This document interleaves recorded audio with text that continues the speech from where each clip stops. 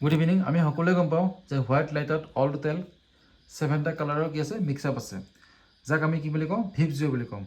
চ' আমি যেতিয়া প্ৰিজমৰ মাজেদি হোৱাইট লাইট এটা পাছ কৰি দিওঁ তেতিয়া আমি কি দেখা পাওঁ, সেই ভিপ জিৰ' দেখা পাম। ঠিক আছে, এতিয়া চোৱা তোমালোকে এইটো চোৱা দেখা পাইছোঁ তোমালোকে। তো যেতিয়া মই হোৱাইট লাইটটো প্ৰিজমৰ মাজেদি পাছ কৰি দিলোঁ তেতিয়া আমি তাৰ আন এটা ফেচত কি দেখিলোঁ, 7 কালাৰ্ছৰ এটা বেণ্ড দেখিলোঁ। আৰু এই 7 কালাৰ্ছৰ বেণ্ডটোক কি বুলি কোৱা হয়, স্পেক্ট্ৰাম বুলি কোৱা হয়। অসমীয়াত কি বুলি কয়, বৰ্ণালী বুলি কয়।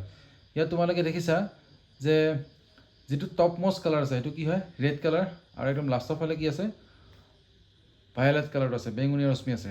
তো ইয়াৰ পৰা আমি বুজিলোঁ যে ৰেড কালাৰ্ছৰ কি হয়, বেণ্ডিংটো খুব কম হয়, আৰু ভায়লেট কালাৰৰ বেণ্ডিংটো কি হয়, চবচে বেছি হয়। কি কাৰণে? বিকজ ভায়লেট কালাৰৰ ৱেভলেংথটো আটাইতকৈ কম হয় আৰু ৰেড কালাৰৰ ৱেভলেংথটো কি হয়, আটাইতকৈ বেছি হয়। তুমি যে হোৱাইট কালাৰক 7টা ৰঙলৈকে স্প্লিট কৰিলে, this phenomenon is called dispersion of light. So the splitting of white light into its 7 constituent color is called dispersion না।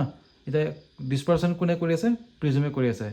সেইকাৰণে আমি ইয়াক কি বুলি কওঁ, ডিছপাৰ্চিভ মিডিয়াম বুলি কওঁ।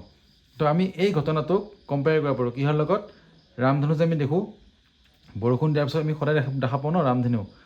সেই ৰামধেনুখন কি কাৰণে দেখোঁ, বিকজ এটমছফিয়াৰত আফটাৰ ৰেইন বহুতবিলাক ৱাটাৰ মলিকুলছ থাকে, সৰু সৰু ৱাটাৰ মলিকুলছ থাকে। তো তাৰ মাজেদি যেতিয়া সূৰ্যৰ ৰশ্মিটো পাৰ হয় তেতিয়াহ'লে তাৰ আমি আন এটা ফেজত কি দেখা পাওঁ, সেই 7টা কালাৰটো দেখা পাওঁ। আৰু মানে হোৱাইট কালাৰটো কি হৈ যায়, স্প্লিট হৈ যায় 7 কালাৰ্ছলৈকে। চ' এই প্ৰচেছটো কি বুলি কোৱা হয়, ডিছপাৰ্চন বুলি কোৱা হয়। ঠিক আছে, থেংক ইউ।